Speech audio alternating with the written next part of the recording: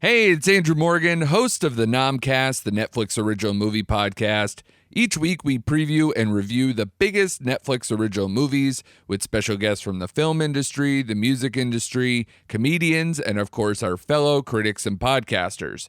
The Nomcast is available on nomcastpod.com or wherever you get your podcasts, on the socials at nomcastpod, and is a part of the Forgotten Entertainment family. Hi, I'm Mike. And I'm Dave. And join us every Thursday for a new episode of Two Player Bros, a podcast about two guys who play way too many video games. Join me and Dave as we talk about the latest in Xbox, PlayStation, PC, and VR news, previews, and reviews. We have it all, and we play it all. And join us every other week for Post Game, where we play through and dive deep into our favorite modern classics and new releases. That's Two Player Bros, available every Thursday wherever you get your podcast, part of the Forgotten Entertainment family. Ladies and gentlemen, please notice that exits are conveniently located at the front and rear of this auditorium. When leaving the theater, we suggest that the exit at the front of the auditorium will allow you easier access to the parking areas. Thank you. Forgotten Cinema is now looking for a new co-host to join myself, Mike Field, because Mike Butler's a bitch. Croupier Revenge is coming. This is my town. You know, like that I would love to do a James Bond podcast. I'll do it right now. Cancel the other podcast. You son of a... What about all these women? These are all women, beautiful women. Where are the regular women? It's Los Angeles. Is this the movie that's going to end the show? It's going to end the podcast? Because this movie, like, I cannot tell people to watch this movie. Like, I will not. This movie is not good. You get the hell off this podcast.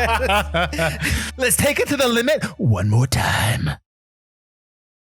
Hi, I'm Mike Butler. And I'm Mike Field. And you're listening to the Forgotten Cinema Podcast, Season 9, the season of summer. Each episode this season, we're highlighting a film that had a coveted summer release date, but for a variety of reasons was forgotten or straight up ignored by audiences. Whether it was because it was pitted up against a tentpole film, or was given a limited release run to fill out a studio schedule. We'll discuss what we love about the movie, or maybe don't love about it, but we'll always recommend you revisit it. If you enjoy our podcast, we want to hear from you. We're on Instagram, Twitter, and Facebook. Find us. Our podcast is available on all platforms with a backlog of 100 episodes for your listening pleasure. Nice. I like the energy. Thank you. Was that easy to do? It was pretty easy to do. It was different. Yeah. Good, because you're all bragging how you memorized. I know that's why I messed up. I messed up a little bit. I had to go back. All right, Season 9, Forgotten Summer. We are here. It's warm out. It's getting warm out now. It's May, right? The start of the summer season for movie theaters, for studios. It's the start of the summer season for us. I think we're probably on our way back slowly but surely to what life used to be like pre-pandemic, which is exciting for me and Mike. Right? Sure. I don't know. We get to go out more. I can do things. Hopefully, of course, I have a pool, so now Butler's going to probably want to come over when it gets warm out. Pool party. Oh boy. So we are excited. This is going to be an interesting season. I hope that we have chosen movies that work well. I just realized that we probably have to do a commercial for the season because I forgot. So anyways, let's get into it. We are doing the 1998 movie, but it came out in 2000, Croupier.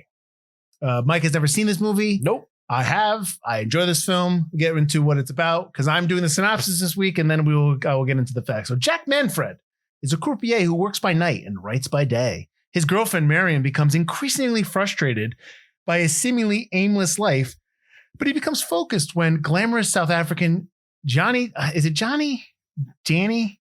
Yanni? It's definitely not Yanni. It's Johnny. I think it's Johnny. I think it's just Johnny, yeah. But he becomes focused. Jesus. Let me do it again. Jack Manfred is a croupier who works by night and writes by day. His girlfriend Marion becomes increasingly frustrated by his seemingly aimless life, but he becomes focused when glamorous South African Johnny De Beers, or why did they put the last name in there, arrives in his casino, and then his bed, well, that's a little inaccurate, with a plan to defraud the house. But is she playing with a straight deck of cards? That's again. That's a terrible synopsis. God damn it. I mean, honestly, Croupier has a runtime of 94 minutes. It's not rated. Production budget of under $4 million. The reason why I have under $4 million is because it was £3 million. And I was trying to do the conversion. Yeah. And it was like 1 point. I was like, it's under $4 million.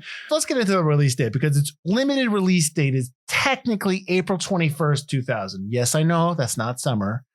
It's not. But the reason why I'm saying its widest release date is July 28th, 2000, which I was explaining to Mike. So on April 21st, 2000, it came out in 19 theaters in the US. After dropping to 17 theaters on May 19th, it slowly increased to its biggest number of theaters, which was 141 theaters on July 28th. So that was at its widest release. So that is why I am saying July 28th is its wide release, is its summer release. I am sticking to it. I do not want to hear it.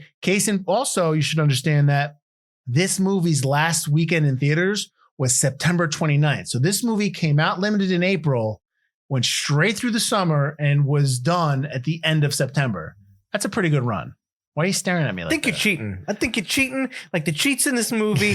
You wanted to put this on the summer release, but it's not a summer release. You didn't want to wait till next season and put it on. I feel like you cheated. All right, why don't you just go? Fine, leave. I'll get somebody else to co-host. Come on, anyone else? So Forgotten Cinema is now looking for a new co-host to join myself, Mike Field, because Mike Butler's a bitch. All right, so these opening weekend numbers are the 21st. So it's opening weekend. It did $63,000. Oh, that's big time. After this movie, with a production of under $4 million, it made domestically $6.2 million and worldwide $7.1 million. So this movie, while it flopped United Kingdom, was a hit in the US. Just so you know. Production company was Art or Arte, I don't know. And also Channel 4 Films, distributed by Quiver Distribution. So now, the weekend it came out unlimited was the 21st of April, which was U571 came up against it. Gossip and Love and Basketball. I've talked about Love and Basketball before when we did the what? I was going to say, what's the Gossip?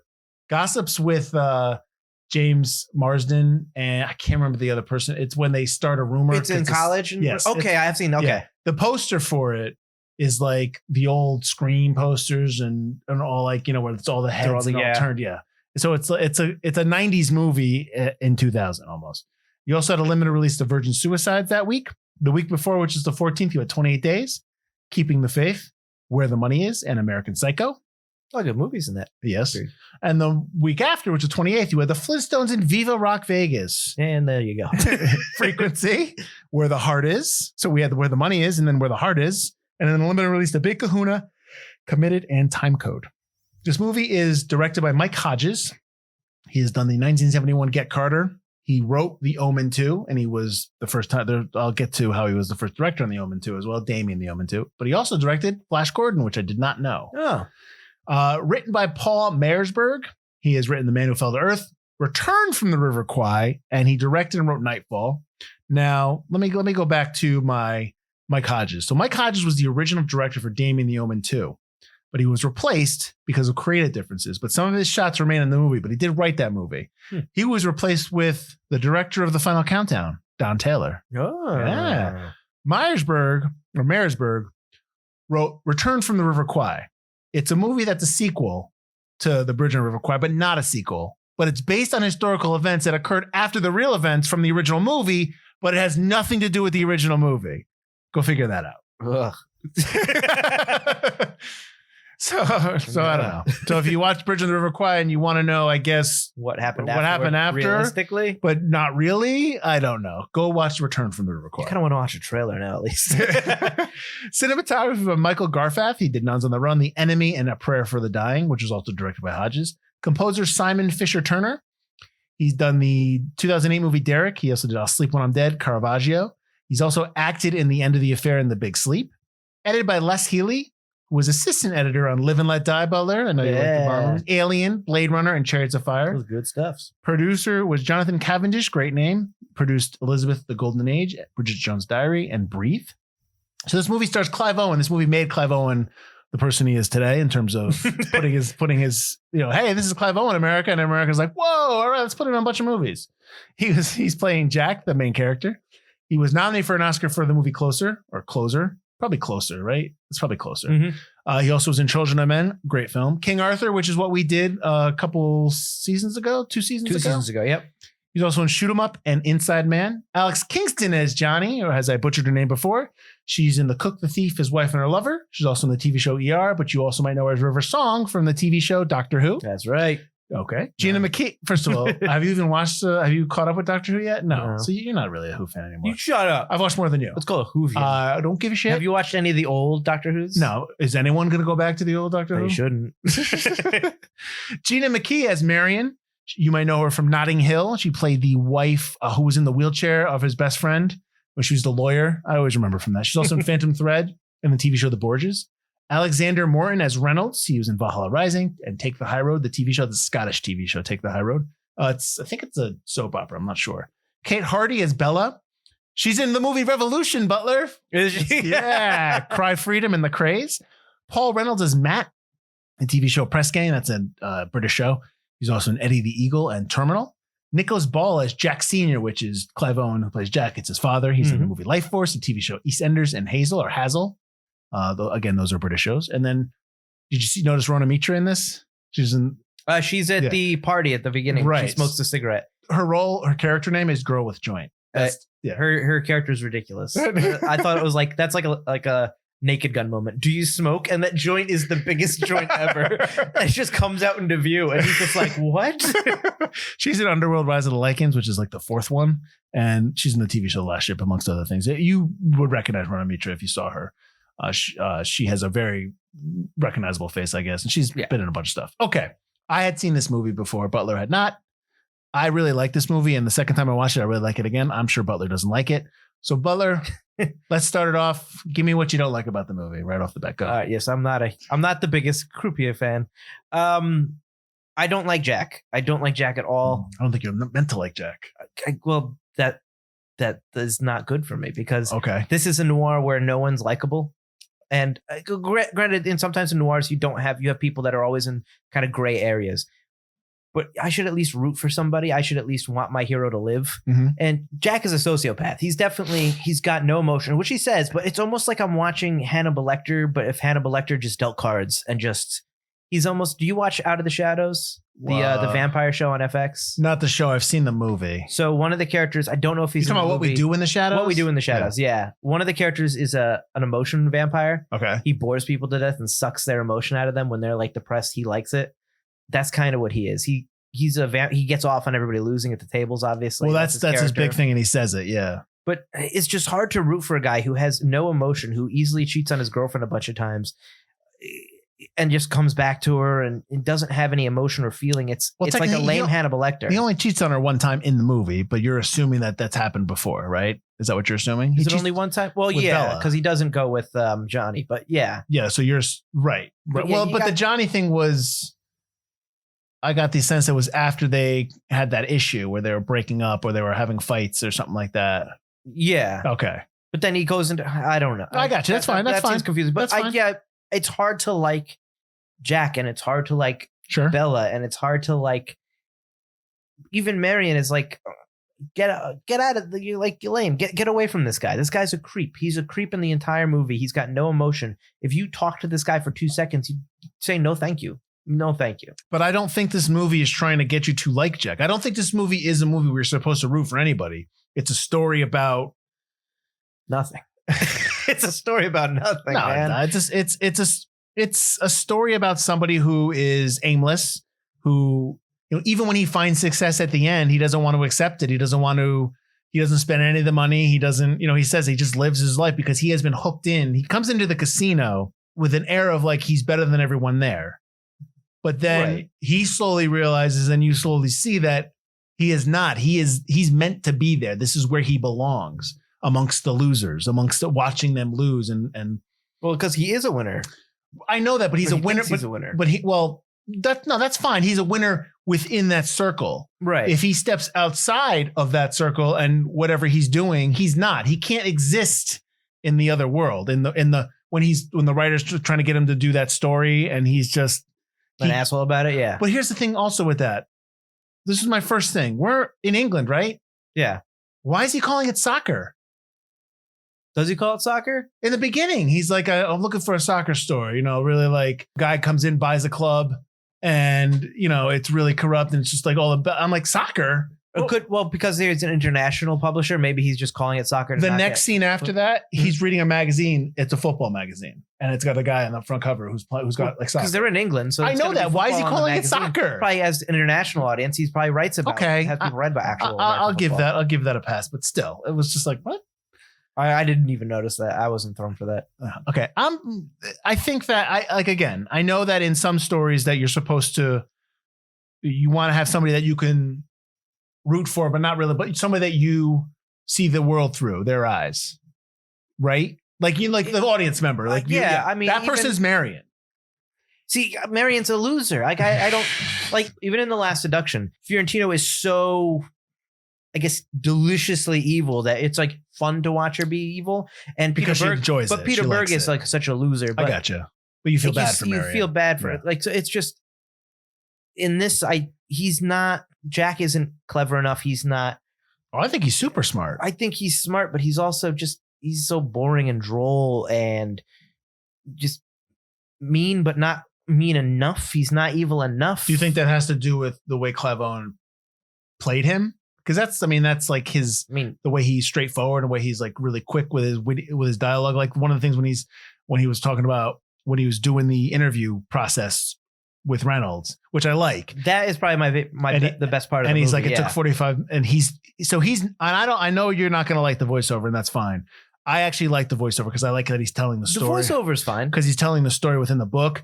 And so he's speaking about himself in the third person, but then it becomes Jack. He becomes Jake. Like he thinks that he's writing. Here's the thing. He thinks that he's writing a book about a character within the casino. And he thinks that he's using Matt as the basis for the Jake character. Yeah, another Croupier, yeah. But he realizes that towards the end, which you have already figured out, is that he's Jake, and he keeps confusing the two. Right. And so when he's talking, he's doing the interview process with Reynolds, and he's saying you had a count of that's 9. How many cards are there? He's like 9. He's like, no, it's 8. He's like, no, it's 9. He's like, how can you be so sure? And he's like, because you always go with the first one. You know, first confident. guess you're gonna be. And then he's like, it took 45 minutes, but Jack had Reynolds' number. He couldn't count, and so he's already like put himself above Reynolds at that point, even though Reynolds, he's better than Reynolds, that kind of thing. Right. Yeah. Yeah. So I think he's a little delusional in terms of that he is unaffected by everything around him, that he is not this person. But I think eventually he is this person. He comes to accept the fact that he is in a cesspool, like Bella tells him, and that is where he belongs almost. And I get it. I'm not asking you to root for him, and you shouldn't. But I don't think that's the point of the story. I don't think it's the point to root for him. Do you know what I mean? That's fine. Right. What's the point of the story? Because I don't think there's a theme here. I don't think there's an underlying kind of anything to Does this every movie have to have an underlying theme? Yes, you have to have a story, a theme, or a character. Why? Something has to happen. You have a character and a story. Your character doesn't evolve. He doesn't grow. He doesn't do anything. He does grow. He's a psychopath at the beginning. He's a psychopath at the end. Now he's just he does grow. In his roulette space. He does grow. He just doesn't. He doesn't have a growth of positive. He grows negative. His hair's blonde. He's a writer. I love living with a writer. I love living with a writer. He's like, full of hope he's going to write but no, he is filth. He is part of the cesspool. He is no good. And that's where he grows. He grows to accept that that's the part of, like, he trained as a croupier. He trained, like, all this stuff that he did, he already knew. Right. And he left because he's above gambling. I don't gamble. Because it's not about.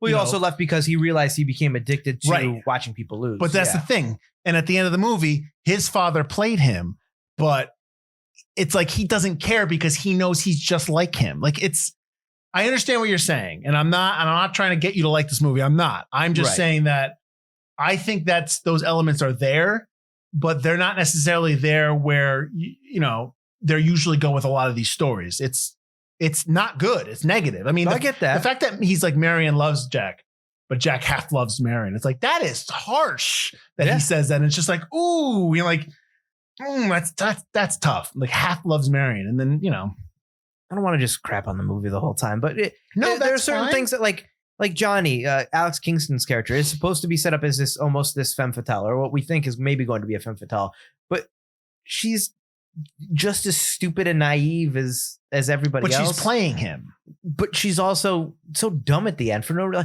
I'm getting married to this guy, and because she thinks I'm actually going to marry. And she's listening to that, going, "Oh, you." It's so dumb. It's so. Well, I will say this: the end, the whole con job stuff, the whole ending. was a little, I didn't understand it because clearly Jack set his father, got him the job.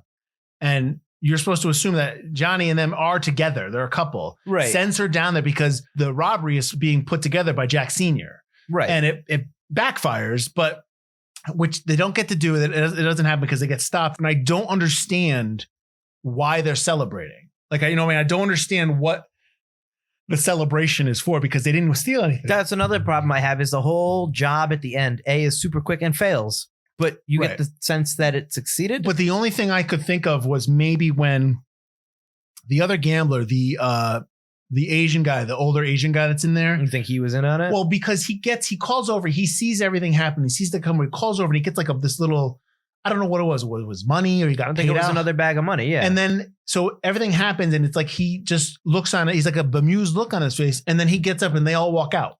Well, he gets his bodyguard to stop the robber. No, I know, but like, I didn't get it. I didn't understand if like maybe they were part of it.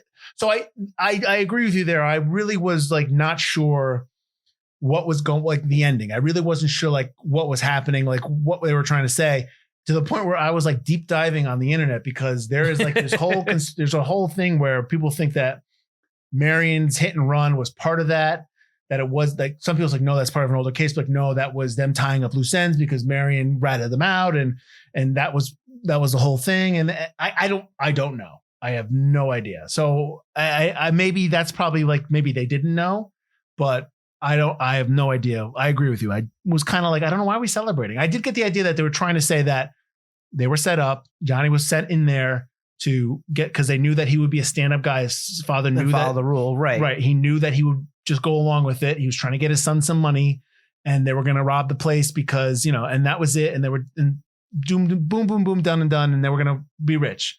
And it didn't pan out. And again, I don't know why we're celebrating in South Africa. I just don't understand that. But so I agree with you there. Marion's death also still doesn't make any sense. It's out of nowhere. Unnecessary. Yeah. Well, I mean, that's the thing. All right, cool. Same with him ending up with Bella at the end. Also, out of nowhere, just completely random. Let's bring her back in this. Well, sequence, him. That's the thing though. When he first sees Bella in the break room, and she says hello or something like that. Oh, you're trouble. He says to himself, she's trouble. She's right. He already knows that he's attracted to her. He already knows that she's someone that really interests him. So, and then when you get to coupled with, Marion's like, half loves Marion. Marion is normalcy. Marion is the regular world. And even though he's living in the regular world, he doesn't belong there. He belongs in the cesspool. That's where he belongs. Do you understand what I'm saying? I get that. Okay. I just don't care. There's nothing to latch onto in this film. Okay. In terms of there's a noir crime film, the crime has to be interesting. The crime's not interesting. Mm-hmm. The heist isn't heisty. It's just over in 2 seconds and failed. The character of Jack is lame, unlikable, terrible person, but not terrible enough to be interesting. Marion is a pushover. Bella kind of, Johnny is interesting. Alex Kingston is really interesting and plays that character well, but I don't think you get enough of her. But I'm not trying to discard your argument. But like your critique of Marion, your critique of Jack, these are like arguments of like, if you met these people in real life, you don't like these people. But that doesn't mean that they're not real people. That doesn't mean that it's not, you may not like, I can understand if you have a problem with the execution of the story, which is legitimate. I get that because there are stuff in it that doesn't execute well, because we're sitting here trying to figure out certain things because it probably wasn't explained well for us. You know what I mean? Like we didn't I get that. Yeah. But like, you don't like Marion because she's a pushover. Hey, I got news for you. There are people like Marion that live in the world. I get that. There are people like Jack that live in the world. Why am I watching this film? I don't understand why I'm watching this film because I don't have, and I get that sometimes people like the plot of the film, their change is a negative change. I get that. Yeah. But I don't think there's enough there. I don't think there's enough for Jack in terms of the negative. And that could be the fact that the job gets botched and there's no recompense. There's no comeuppance other than maybe Marion dying. There's nothing for Marion dying. You get this idea after the job gets done and Marion gets killed. What, 4 months later? Yeah, I think it was. There was a passage of time, at least but 3 months because that's when he was waiting. Well, you got the 100 book. to 1 odds. The book comes out. You know how long the book takes to come out. Yeah, no, I got you. And then she's dead. And you get this feeling the first time he's ever emotional, he has a couple of tears in his eyes. The cop randomly goes, I loved her. Who cares? Where's that coming from? That's another plot you line saw him before when they met Marion outside the store. Right. You had that little moment there, and then he's got the I don't know Marion at all. I don't know what she does. So yeah, then you get the idea she used to be a cop, but then something happened, but you don't know what it was that happened. She left and became a security guard. But yeah, but there was a reason there. There's a reason why she left, and they kind of hint at it but you don't know why. Right. Yes. Yep. But so that's an untold story. The cop, it seems like, all right, Jack's going to go figure out who killed Marion. All right, finally, because the job got botched and was nothing. Maybe this will actually be something. Maybe it'll actually turn into a plot. And then he goes to the party at the Greek restaurant, Greek restaurant with the Greek mafia. The guy that was gambling that Matt gave the extra money to. Yep. And you get the idea. Okay, he's going to this party to figure out who set up the job. Maybe it was set up here. Blah blah blah. But nothing really comes of it again.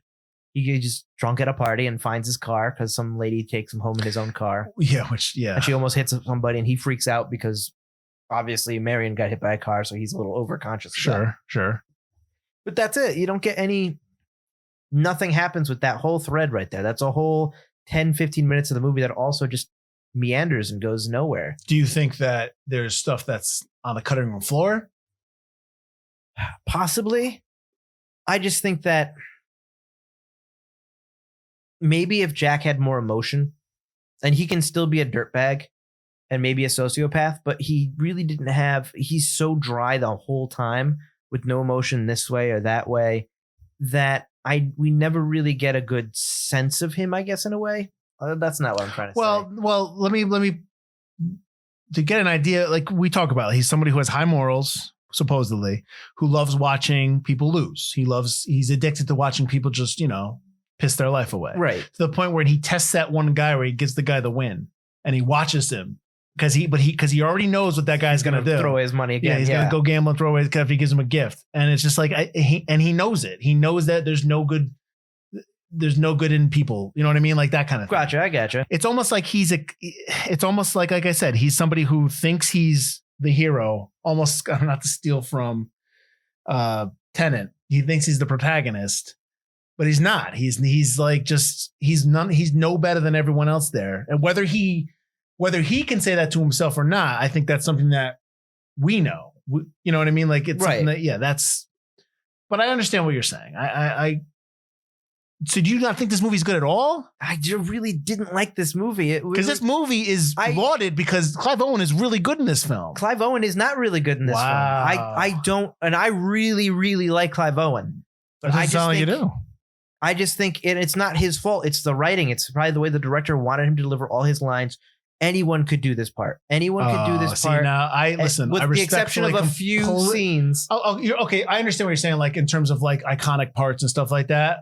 You're saying like someone else could do this? It's so dry and it's so droll and it's so emotionless that as long as you memorized your lines and just looked slightly to the side of somebody's eyeballs, you can do this role. I see. I think you're being. But I don't. There are a couple of moments that are good for him, but I don't think he gets enough moments to shine where it's like he's the next big thing. There's nothing that if I hadn't seen him in other things that would tell me that. Just because he's straightforward in his acting, I think he's bland and dead inside. It's not hard to play that. I disagree. I wholly disagree with your take on them on that part. I don't mind you not liking certain parts of the movie. With the exception of when he gets hired and the interview process. Right. I really like that. I really like when he catches Alex Kingston in the lie in her hotel room. Right. And it's talk about the bruises. Mm-hmm. I enjoy that. Mm-hmm.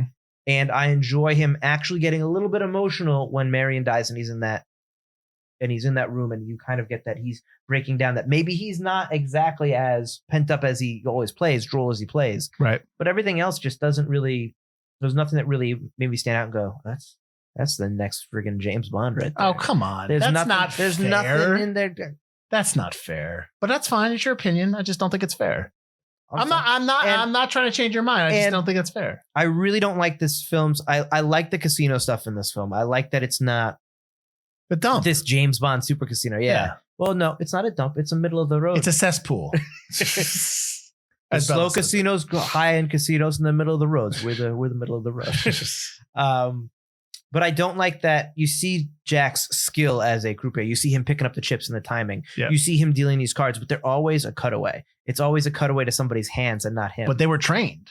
He was trained by real croupiers for the movie. But Him why and Hardy. the hell do I get the cutaways? I want to see him do it. Much like in the last episode, we talked about Michael J. Fox doing the bowling. Sure.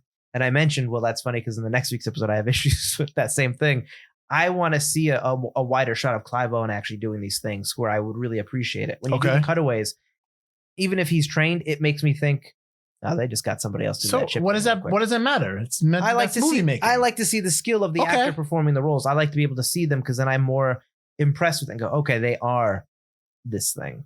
Okay, I understand that. It's a under $4 million movie. Are you going to spend that money to have him trained for? Are you going to have something like Ryan Gosling playing piano for every day before La La Land so he can learn how to play piano? That's a major studio production. Damn right. That's a major studio production. You're not going to do it for an independent film in England that's probably scrounging money together from 18 other production companies. But I that's fine. I just I think honestly, your whole take on this movie is. I disagree with, and that's fine. That's what the whole thing's about. I just think you're missing the point. I don't think that you're saying a movie that put Clive Owen on the map for American audiences is a complete lie, and that people shouldn't because they've been fooled, and that They've been fooled.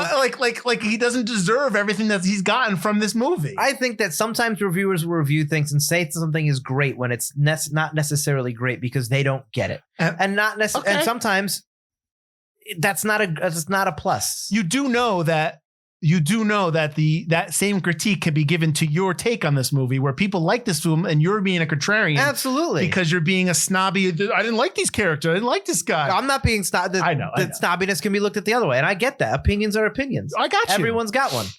It's whatever you want. We say that on the podcast all the time. Right. If you like, Transformers 3, I mean, more power to you, I guess. I guess. But I just don't see this.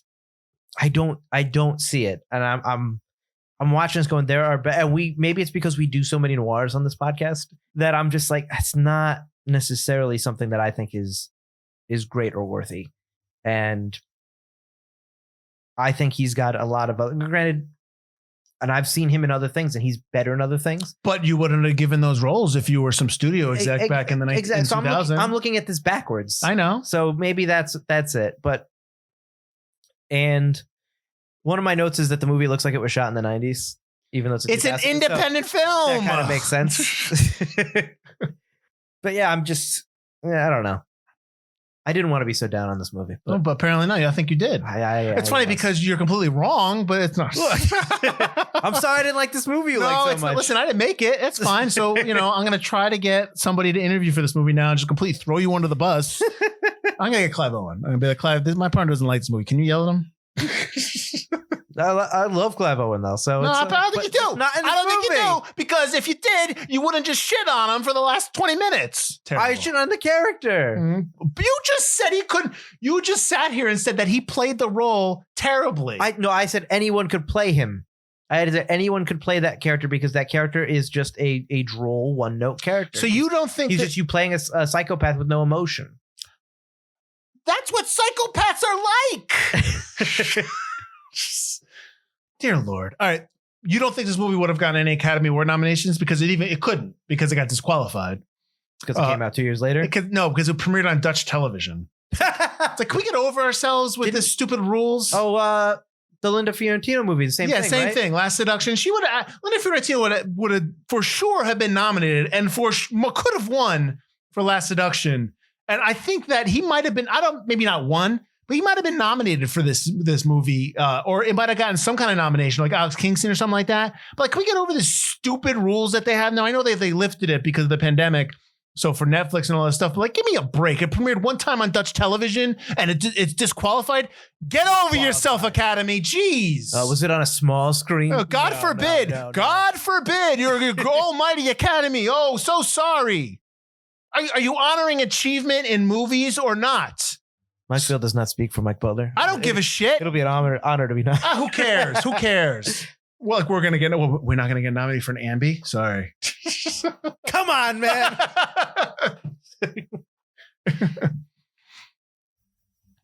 That's all I So why do you think this film is forgotten? Ooh, really? Got into that. Okay, because you're a jerk and people like you don't know. I'm just kidding. I think because it's an indie. I think we talk about it all the time in terms of movie was shelved for 2 years because they didn't know what they want to do with it.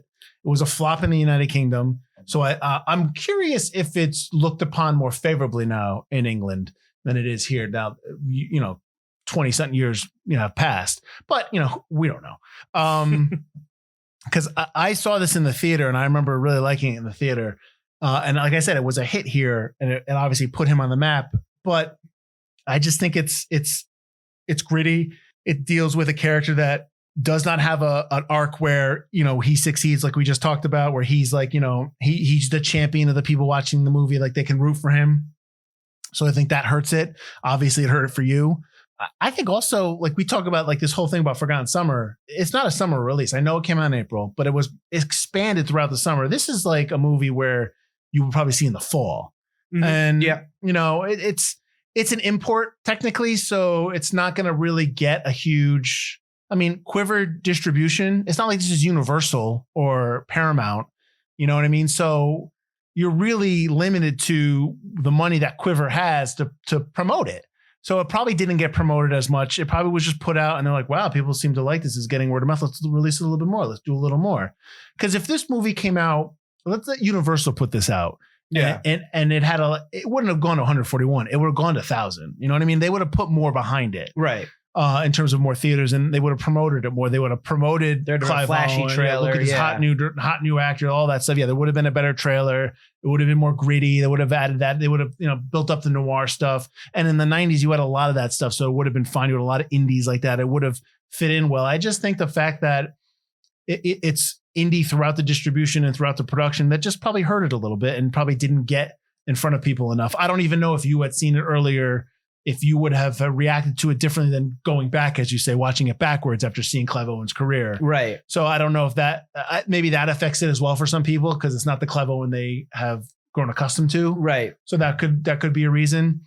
It's just, it happens. This happens to movies. I'm surprised it didn't do as well in England and it did better here because it's a very British film. And I think that when I think of British stuff, I know that it's gaining kind of popularity. A lot of people are watching more British stuff, but I think that's more of a recent thing. So I'm surprised that even back in like 2000, people were really latching onto this very British production. Well, I know that Hodges, the director, had made a comment that he didn't like that the poster had from the director of A Prayer for the Dying, which is because I think either he wanted to get his name off that movie or it's the wrong movie to promote with this movie. You know what I mean? Yeah. So he didn't like that. But I mean, the fact that Hodges, got booted off the other movie, which happens a lot of times, but like, when maybe he was just always like, talking out of turn kind of thing. I don't know.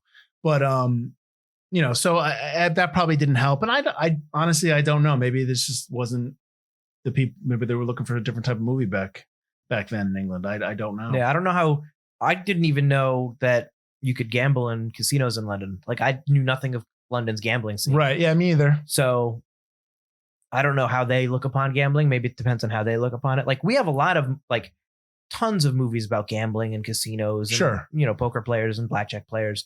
So I think that's more of like America's, wheelhouse, I guess, in terms of American cinema. Yeah. Well, you have like all noir films that take place type there. But you don't see like when the gambling and all that stuff, like all those type of American movies about gambling, Vegas, Atlantic City, Reno. Like you rarely, but a majority of them are on reservations, or on American reservation land. And that's by design, but you don't really see a lot of stories that take place on those type of casinos.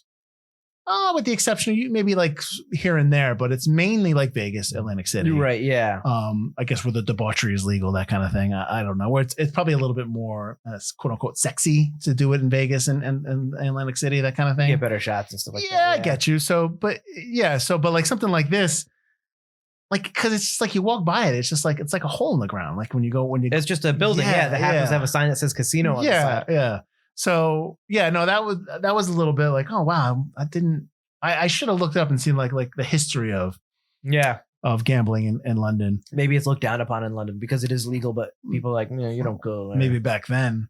you know? Yeah. I mean, but the whole thing is like the whole South African angle, how they both grew up in South Africa, and how obviously gambling was. I do like that his character is born in the casino. Yeah. That it's literally in his blood. I did like that about him. Yeah. All right. Well, I'm glad we kicked off Forgotten Summer with you hating on a movie. That's great. I can't wait. Well, I'm going to pick a movie that you picked that I'm going to hate on now for no reason. A ton of them. Oh, shut up. A ton of them you're not a big fan of. I don't like. Listen. I think out of all of our seasons, I haven't liked maybe 2 or 3 movies. Yeah, but you're really negative, Butler. Really negative. When I don't like something, it's because I really don't like something. I try to find the good in any movie we pick. Right. I got you. This one was tough for me. I got you. All right. Well, maybe better luck next time, I guess. Where can everyone find us? Nowhere. I'm being fired from this podcast after this episode. Packing my. It's fine. You're just wrong, but it's fine. You can find us at ForgottenCinema.com or wherever you get your podcasts. You can also find us on ForgottenEntertainment.com, as we are part of the Forgotten Entertainment family. We post stuff on the social medias every weekday, and we also do fun commercials every Thursday. So check those out. That's what I got. All right, and Forgotten Summer is going to kick off now, but we're going to keep rolling on next week when we're doing the Western from 2000. Are we rolling on or are we surfing on? Gotta put some summer lingo on that. I'm sorry. I'll shut up. All right, so join us next week as we're going to be doing Open Range, the Kevin Costner, Robert Duvall Western from 2003. I can't remember who we told we were doing this movie, and they said they hated it. Somebody from work. Yeah, and then I said, Fitzpatrick. You're an idiot. I'll name him right now. No, don't name him. I don't want his name. I don't want his name on the podcast. Fine. You scrub that out. He's wrong. Beep over that. I will beep over that. And he's wrong. This guy from work is definitely wrong. This movie's awesome. I do like that movie quite a bit, but I think I'm going to shit all over it now because of your Croupier nonsense. Well, I already know that you like it, so it doesn't matter. Damn it. Your hatred is a lie. Give me 1 second, everybody. I got to go through the list again and see what we're doing. Let's see. Oh, you know what? I'll shit on Kull the Conqueror. No, I haven't seen that. You're going to shit on Kull the Conqueror. I did that on purpose because you're going to hate that. I'm going to shit on Titan AE because you're all like, Titan AE, let's put that in there. I'm going to shit all over that. There'll be a lot of shit in episode 13 of this season. Get ready. Croupier Revenge is coming. All right. Thanks for listening, everyone. I'm Mike Field. I'm Mike Butler. This has been Forgotten Summer. Woo! You should put like surf rock music. Yeah. Absolutely. I'll get it. Excellent. Make sure that it's like copyrighted so we get in trouble. Excellent. The episode gets shut down. You got it.